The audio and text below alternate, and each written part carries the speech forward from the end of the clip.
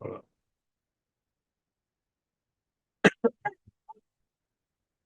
Voilà. Bon, on va dédier, comme d'habitude, hein,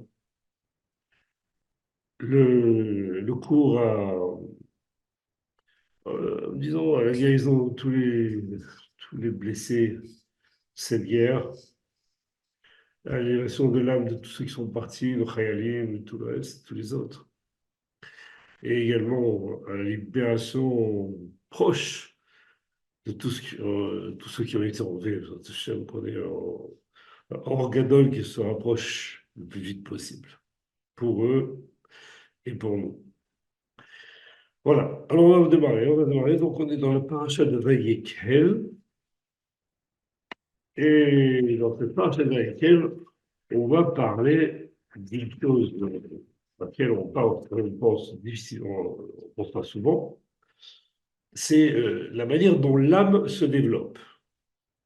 On est capable de dire comment le corps se développe, comment l'esprit se développe, mais de dire comment l'âme se développe, l'âme qui fait quand même partie de notre corps à 50% normalement, on n'est pas tellement capable de le savoir. Et donc, on va s'aider de ce que va raconter ici la paracha de Vaïkel pour découvrir comment nous pourrons développer notre neshama. Pour démarrer, il y a dans la paracha de Vaïkel, un petit peu ce qu'on a trouvé dans la paracha de Trouma, c'est que Kadosh Baruch Hu, par l'intérieur de Moshe, qui s'adresse à tous les enfants d'Israël, demande à ce qu'on prélève une Trouma. On l'a déjà vu déjà, et c'est exprimé ainsi. Il y a marqué, prenez de vous-même un prélèvement pour l'Éternel, que tout en vos cœurs généreux, apporte le prélèvement d'Hachem.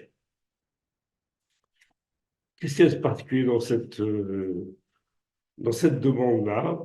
Le client, il nous réveille, il nous dit, il y a marqué, prenez de vous-même réellement, il nous dit. C'est quoi de vous-même réellement?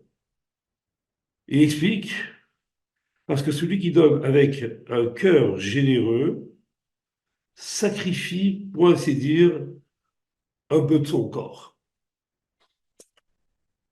Donc, l'idée, c'est que quand on va prendre ce prélèvement, on va en fait donner une partie de nous-mêmes. C'est ça qu'a l'air d'exprimer le, le Kiyakar. On a le Horaïm, lui, qui précise. Il dit que ce verset pointe du doigt le fait qu'en dehors de l'aspect matériel du prélèvement, effectivement, c'est matériel, le prélèvement, on nous demande d'amener de l'or, de l'argent, du cuivre, des tissus, etc. Il explique qu'il y a aussi un aspect spirituel. Donc, il y aurait, dans le prélèvement qu'on va faire, c'est-à-dire ce qu'on va donner à Hachem pour construire le Mishkan, une part de nous-mêmes qui serait spirituelle. C'est grosso modo ce qu'on peut tirer des commentaires du Kliyakar et du Or HaChaim. Maintenant, que peut-on nous-mêmes offrir au niveau spirituel? Est-ce que on a une chose qui nous appartient au niveau spirituel que l'on peut donner ou qu'on peut offrir à Hachem? C'est sur cela que l'on va réfléchir.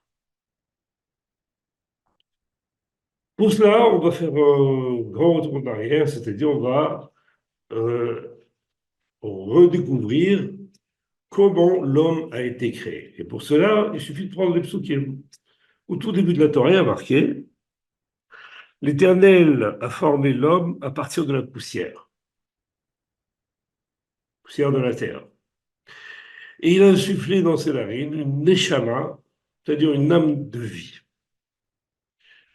Qu'est-ce que ça signifie? Ça veut dire que l'homme est bien composé de deux parties. La première, c'est le corps qui est composé de poussière de la terre. Et là, il n'y a aucun doute là-dessus. On sait très bien que les molécules, les atomes qui nous forment on les retrouve fin fond de l'univers, donc on est composé de la même matière que l'univers tout entier au niveau du corps. La deuxième partie, c'est la neshama. La neshama, elle, par contre, elle provient directement du souffle d'Hachem. C'est-à-dire que Hachem, si l'on peut dire, nous a octroyé une part de lui-même. C'est difficile à comprendre au niveau philosophique, mais en réalité, si on fait la comparaison, si on fait, disons plutôt, l'analogie avec une flamme d'une bougie que l'on transmet à une autre bougie, par exemple, cette flamme-là n'a pas été retirée de la première bougie. Elle est toujours là. Donc, on n'a rien retiré d'Hachem. Simplement, il nous a fourni une énergie ou quelque chose qui est spécial, qui lui appartient et qui va nous remplir à nous. Donc, ça, c'est les deux parties de l'homme. Et si l'on sait parfaitement, enfin parfaitement, si on a une bonne idée de comment se développe le corps et même l'esprit, on a très peu d'informations sur la manière dont l'âme va se développer. Et pour le découvrir,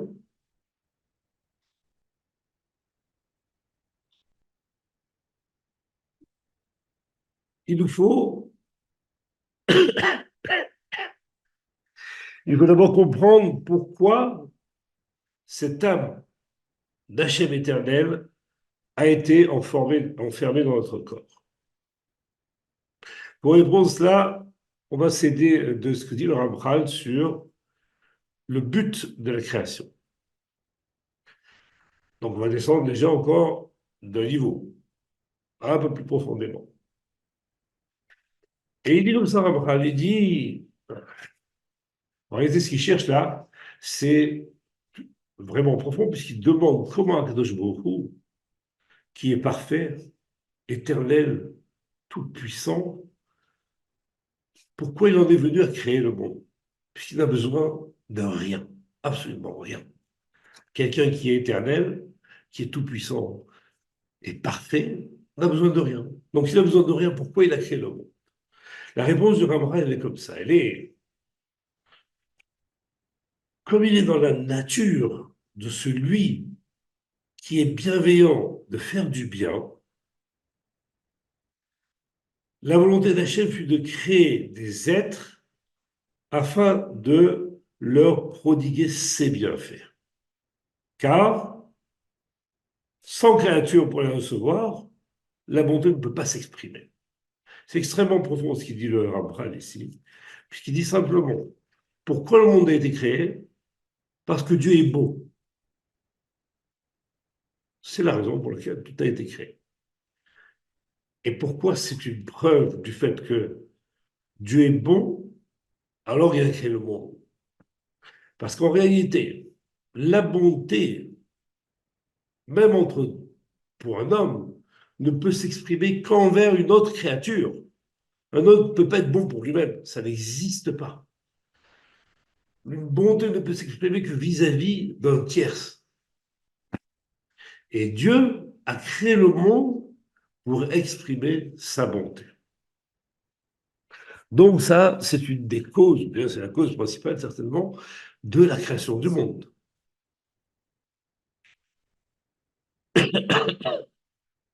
Mais le Ramchal poursuit. Et il explique, cependant, pour que cette bienveillance soit parfaite, Hachem, dans sa grande sagesse, savait que les créatures devaient recevoir ces bienfaits uniquement grâce à leurs efforts. Pourquoi? Afin qu'ils en deviennent les propriétaires et n'éprouvent pas la moindre gêne en les recevant. Qu'est-ce que ça signifie tout ça? Ça signifie que Dieu veut offrir à l'homme ses bienfaits, il veut prodiguer le bien, et pour que le bien que les hommes reçoivent soit parfait, puisque Dieu est parfait, alors il a fait en sorte que l'homme va obtenir ce bien grâce à ses efforts. Et là, il n'aura pas ce qui s'appelle de gêne dans la réception. Donc là, on peut juste développer ce sujet en disant que Dieu aurait pu, au départ, puisqu'il veut faire du bien aux créatures, donner à ces créatures directement tout ce dont ils ont besoin, un bienfait absolu, mais que, étant donné que l'homme est fait, on est constitué avec une gêne lorsqu'il le reçoit, c'est aussi très profond, je ne vais pas entrer là-dedans, il a une gêne. Et donc, pour éviter cette gêne, il va faire en sorte que l'homme reçoive ces bienfaits grâce à son travail, à ses efforts. Une autre question importante, on entre toujours dans des sujets très profonds, c'est quelle est la nature du bien qu'Akadosh Baruch Hu veut donner à ses créatures? Que veut-il leur donner? Alors là, on est obligé de dire que le bien que l'on va recevoir d'Hachem ne peut pas être un bien matériel. Pour quelle raison? Parce que, nous disent nos sages, aucun homme ne quitte ce monde sans qu'il ne lui reste encore au moins la moitié de ses désirs à combler. Donc on voit que quoi que l'on fasse au niveau matériel pour se satisfaire, pour avoir du plaisir, on n'en sort jamais satisfait. Il nous va toujours manquer quelque chose. Et donc, on est obligé de dire sur cela que le bien qu'Akadosh veut nous donner est nécessairement spirituel. C'est le premier point qu'il faut prendre en compte sur la nature du bien qu'il veut nous donner. Deuxième chose, étant donné que la bonté d'Hachem est illimitée, ça signifie que le bien qu'il va nous donner est démesuré. On ne peut pas imaginer quelqu'un qui est infiniment riche va distribuer de manière restreinte ce qu'il possède. Il va leur donner tout ce que la créature peut recevoir. Donc, il y a dans le bien que l'on va recevoir un aspect démesuré, c'est-à-dire quelque chose de très très fort que l'on va recevoir. Or, il existe une règle selon laquelle il n'est pas possible de donner quelque chose à une personne qui ne la désirait pas. C'est-à-dire quoi? C'est-à-dire que, par exemple, des exemples extrêmement simples, il y a une voiture, une Mercedes par exemple, qui permet à un homme d'avoir du plaisir en la conduisant. Euh, cette chose-là qui donne beaucoup de plaisir, un homme qui le désire va le recevoir très volontiers. Mais vous ne pouvez pas donner ça à un enfant ou à une femme qui n'en a rien à faire, ou à d'autres personnes qui ne savent pas de quoi il s'agit, ou des personnes qui sont totalement détachées de ces choses-là. Donc, il faut d'abord que la personne désire cette chose pour pouvoir en bénéficier et en tirer le plaisir maximum. Donc, idéalement, il faut faire correspondre le bien que l'on doit recevoir avec notre désir de recevoir ce bien pour arriver à un plaisir optimal. Et qu'a fait Akdosh Baruch Hu pour que cela soit possible? Qu'a fait Akdosh Baruch Hu pour que le bien qui est démesuré, qu'il veut nous donner, puisse être reçu par nous, désiré par nous? Il a créé ce qui s'appelle une volonté de recevoir du plaisir démesuré. Donc l'homme possède en lui déjà à sa naissance une volonté démesurée de recevoir du bien et de la satisfaction.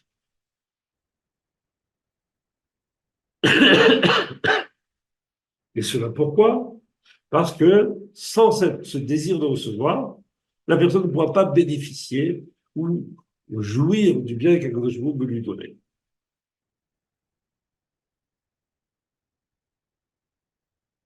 Cette volonté de mesurer étant depuis la naissance, donc, et tout le monde peut s'en rendre compte.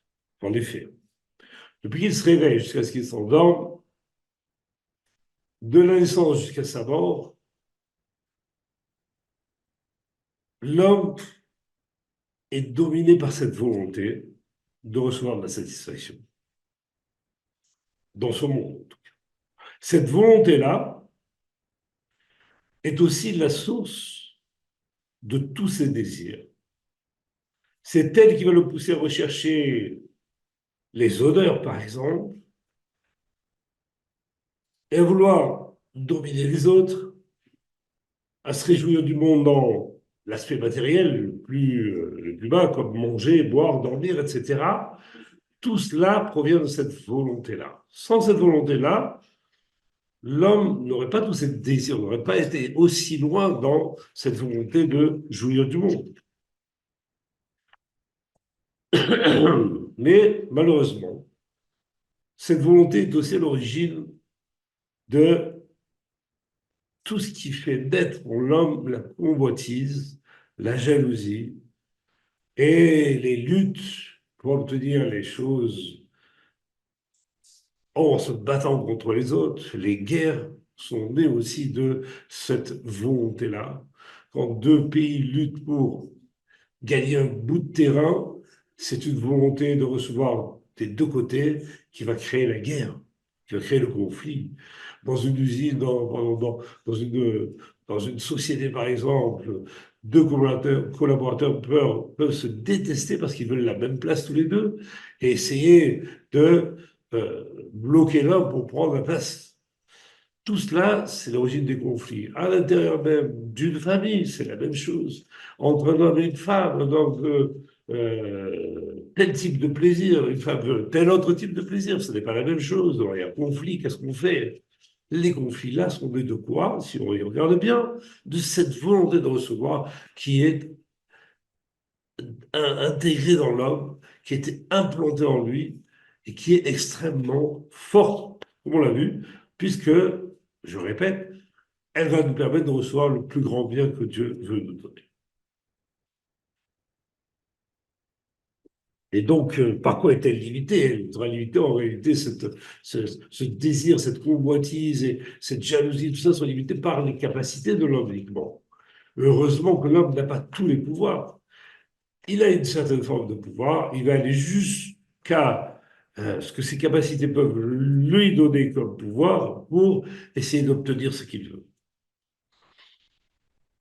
Et s'il avait tous les pouvoirs, les sages nous disent, avec leur manière de parler, que nous demandent plutôt de prier pour la paix de la royauté, du pouvoir, disons, car si ce n'était la crainte qu'elle inspire, chaque homme avalerait son prochain vivant. À tel point, donc, cette volonté est grande, que s'il n'y avait pas un pouvoir comme la police, comme la justice, etc., dans les pays, il y aurait une anarchie totale et on aurait les gens se tuant entre eux pour obtenir la plus grande satisfaction.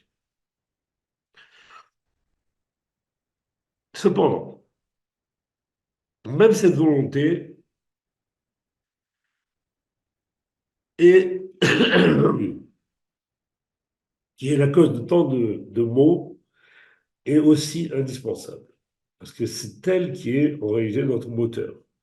C'est elle qui nous pousse à nous développer, à essayer d'avoir une bonne situation, à apprendre les choses, à connaître le monde, à désirer grandir au milieu des autres ou faire même développer les autres, aider les autres à se développer, etc.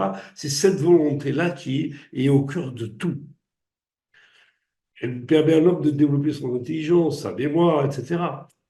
Et sans elle, l'homme n'évoluerait pas, ils n'auraient pas plus d'aptitude, n'auraient pas plus d'aptitude que les animaux. Mais le but essentiel de cette volonté, comme nous l'avons vu, est de permettre à l'homme de recevoir le bien parfait d'Hachem, on l'a déjà dit. Cependant, une condition à réaliser pour y parvenir. Dans sa sagesse, donc, Akadosh Baruch Hu a décrété que ce bien véritable ne développera pas, ne se développera qu'en donnant. C'est le Ramchal qui parle. Qu'en donnant aux créatures la possibilité de s'attacher à lui. C'est-à-dire quoi? On a un nouvel élément ici qui vous est rajouté dans le tableau de la nature de l'homme, de la création, etc. C'est qu'Hachem, et on peut le comprendre, veut qu'on s'attache à lui. Et en réalité, c'est tout à fait logique. Pourquoi?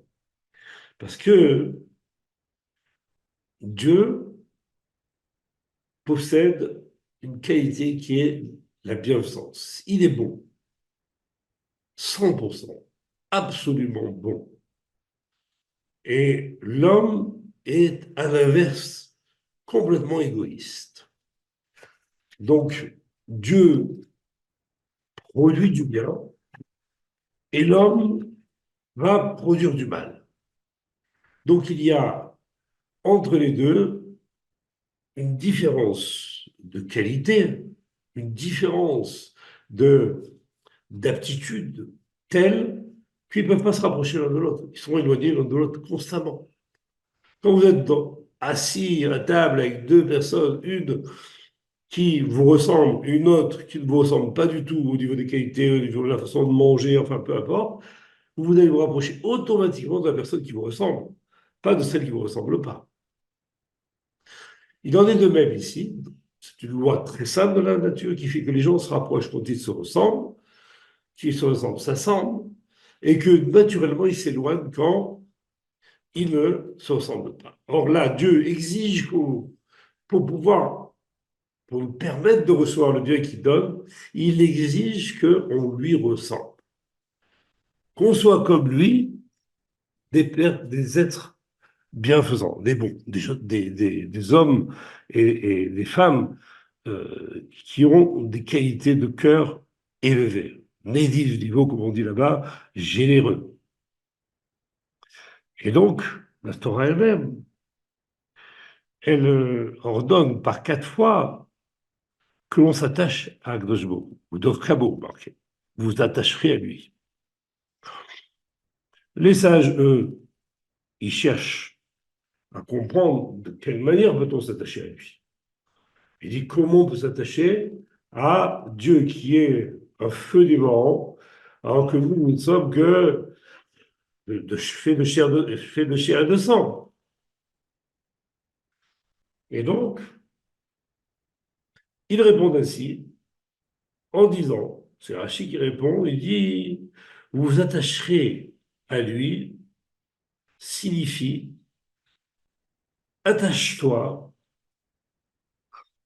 à ses voies, c'est-à-dire à la manière dont Akadosh Baruch Hu se conduit.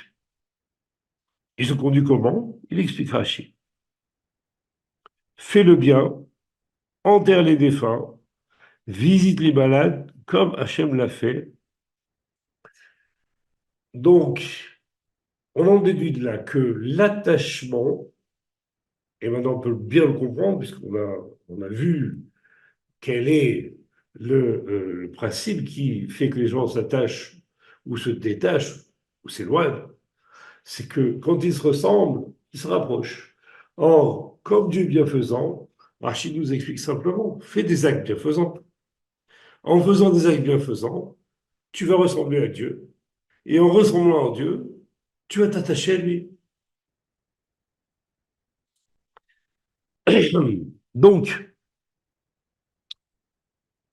de cette manière, on peut comprendre que l'homme doit s'efforcer autant qu'il peut à faire du bien autour de lui. Et de cette manière, il se rapproche d'Akadosh Baruch. Ce qui, en réalité, revient à changer sa nature.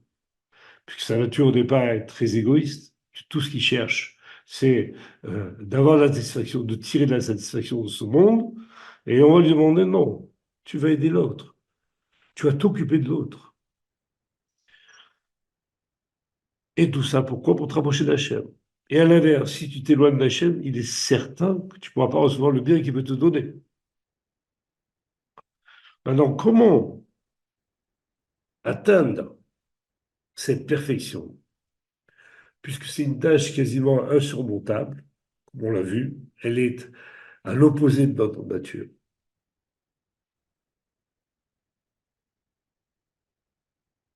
Et que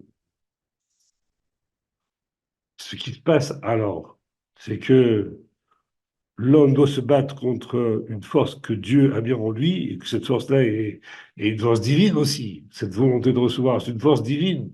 Donc il est quasiment impossible pour l'homme d'y échapper.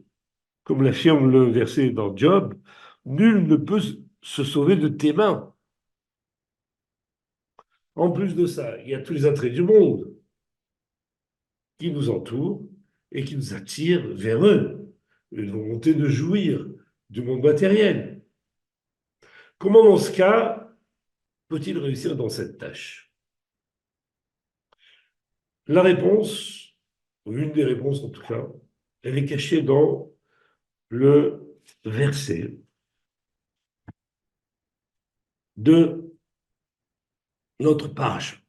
Il y a marqué là-bas, bon, je le répète, prenez de vous-même un prélèvement pour Hachem. Qu'est-ce que cela signifie? Alors, Rahim nous explique, prenez de vous-même, c'est-à-dire vraiment arracher de votre personne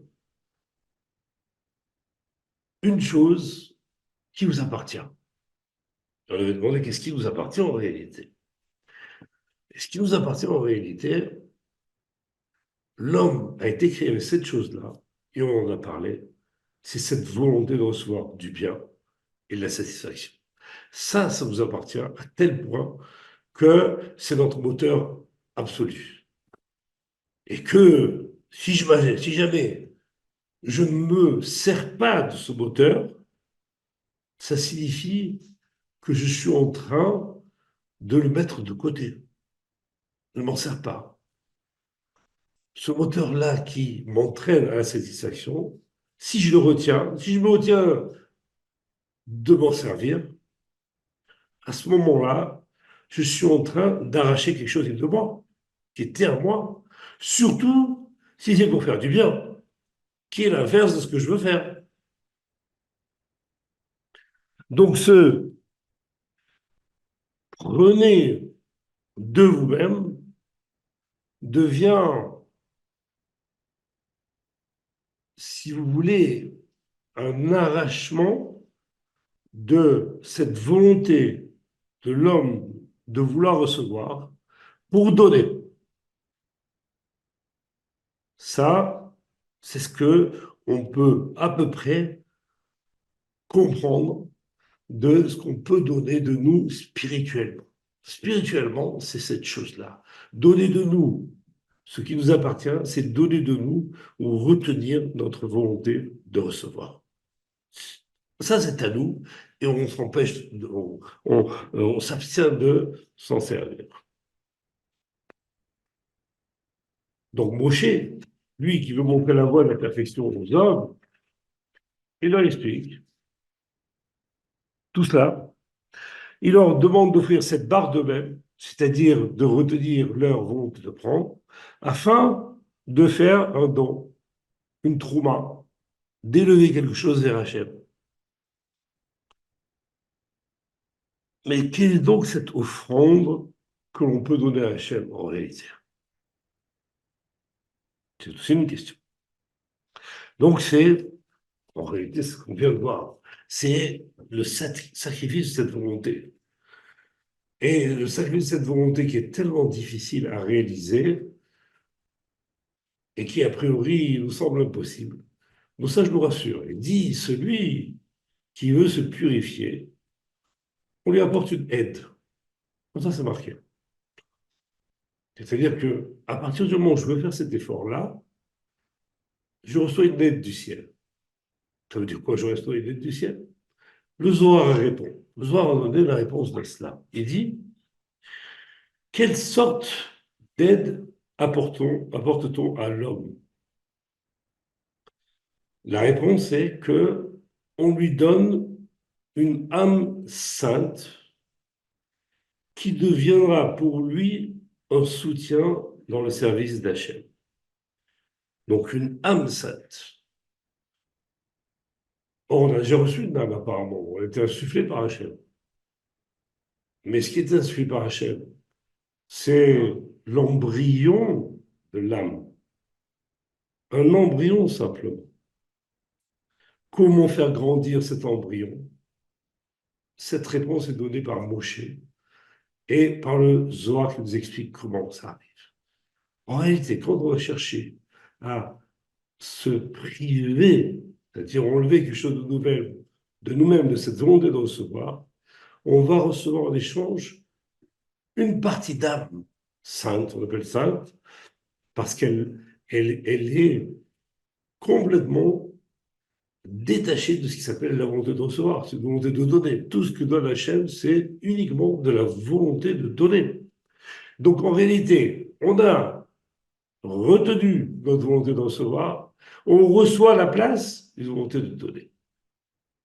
C'est cela qui se passe. C'est dit par le Zohar.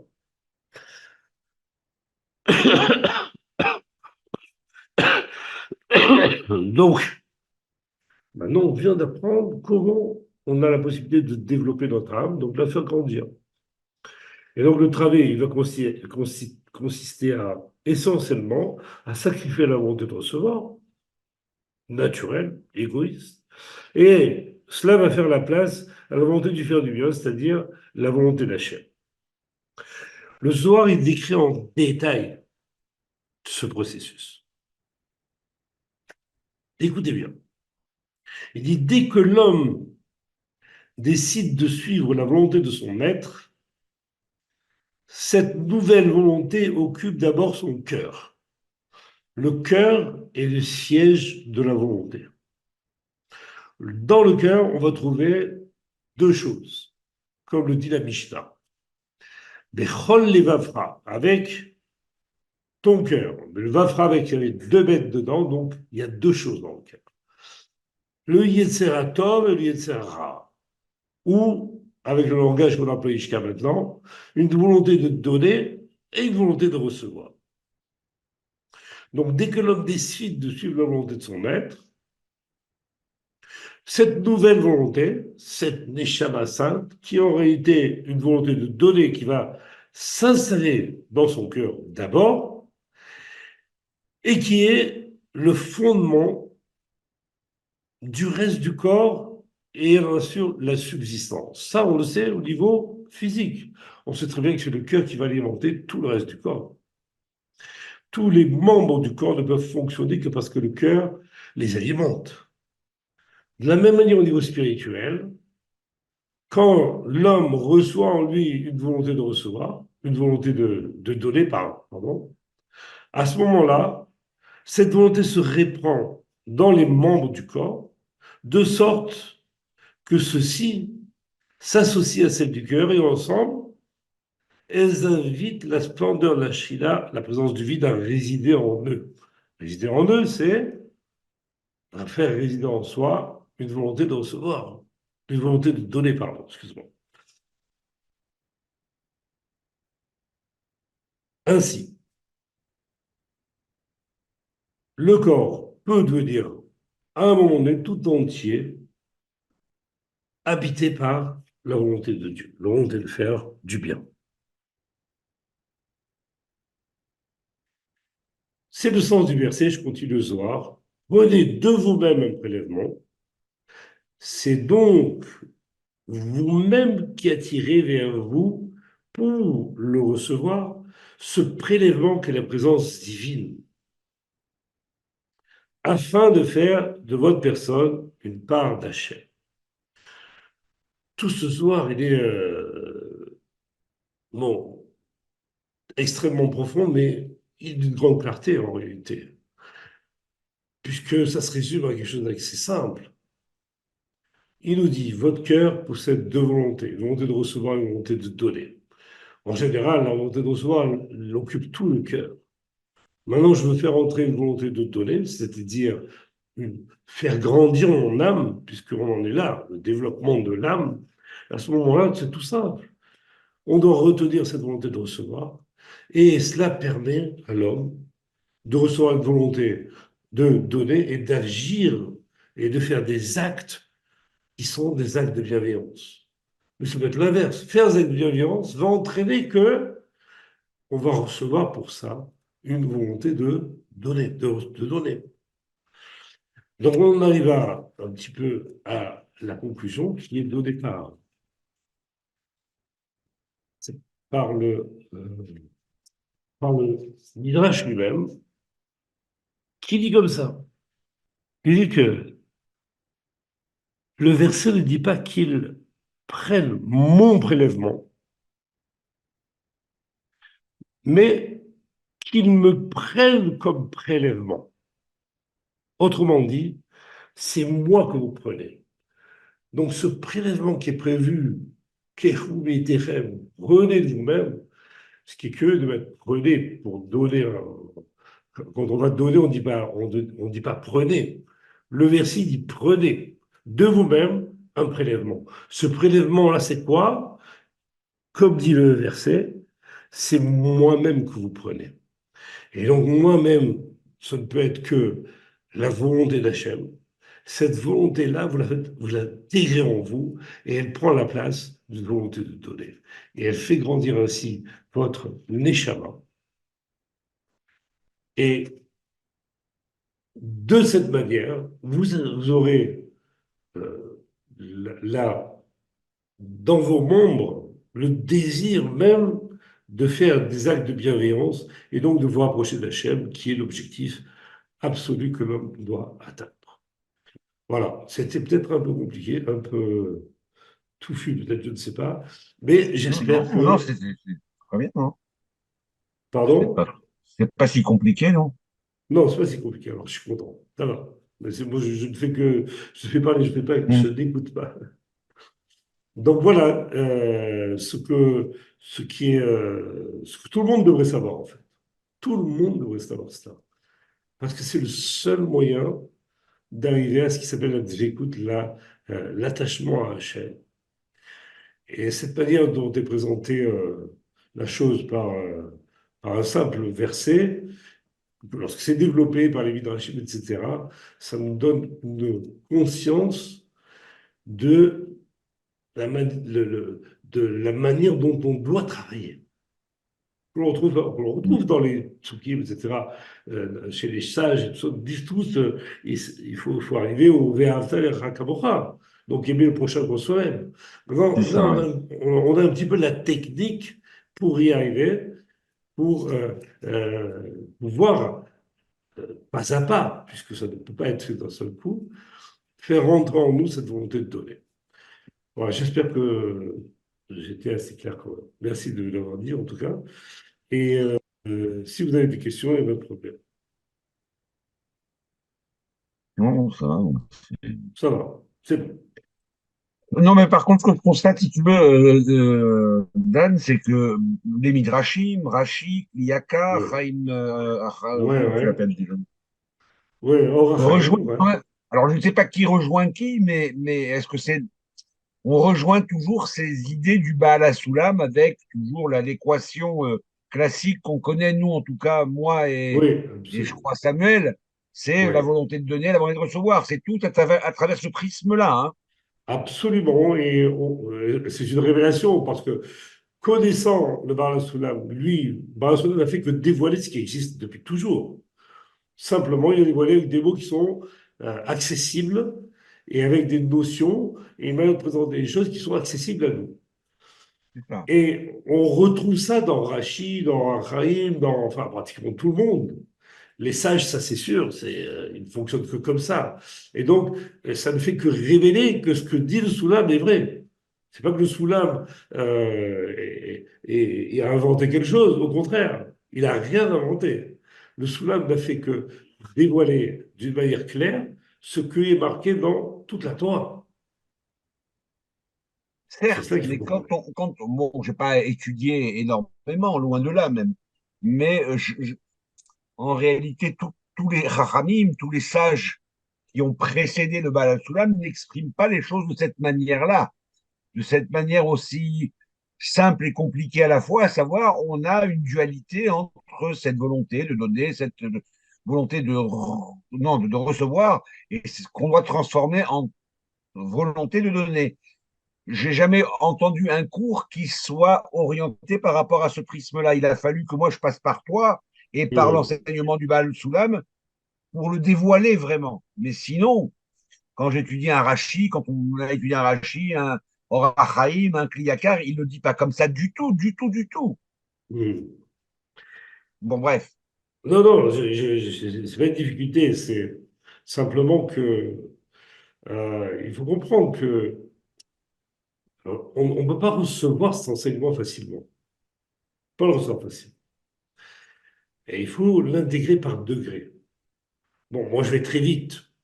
Je vous donne des renseignements ici que il faut des années pour pouvoir les intégrer. Ils sont quand même difficiles à comprendre. Pas à comprendre, mais à intégrer. C'est-à-dire, qu'est-ce que je suis réellement, qu'est-ce que je dois être, comment je dois y être, etc. Ils sont Mais difficiles à réaliser, moi je dirais. et à réaliser, n'en parlons pas. Voilà. À réaliser, c'est tout à fait. Mais les sages eux-mêmes le disent. Ils disent, on va t'aider, t'inquiète pas, du ciel, on va t'aider. Ça veut dire que on sait que c'est difficile, c'est quasiment impossible. Maintenant, si on ne le fait pas, c'est parce qu'en général, on a d'abord peu de connaissances et aussi une relative émouna, une foi relative. Je dis, mais j'y arriverai jamais quand même. Tu peux me dire que tu vas m'aider, j'y arriverai jamais. Bien sûr, Alors, bien sûr. donc, tout cela doit être consolidé. Cette connaissance qu'apporte le Soulam et qui est totalement intégrée dans la Torah, cette connaissance, une fois qu'elle est intégrée, elle permet à l'homme de d'essayer au moins, d'avoir la foi d'y arriver. D'essayer d'atteindre l'objectif, oui, bien sûr. Voilà, il y a un objectif et on sait que cet objectif, on le connaît, on sait comment y aller. Ça, c'est le plus important. On ne va pas arriver au bout, c'est pas grave, ça n'a aucune importance. Dieu ne demande pas de faire quelque chose qui est au-dessus de nos forces. Il demande d'être dans la voie, simplement, qui nous amène à cette solution, au tartif, Ouais, ouais, bien sûr. Ok, voilà. merci. Raison. Merci à vous. Bonne soirée à tout le Bonne monde. soirée.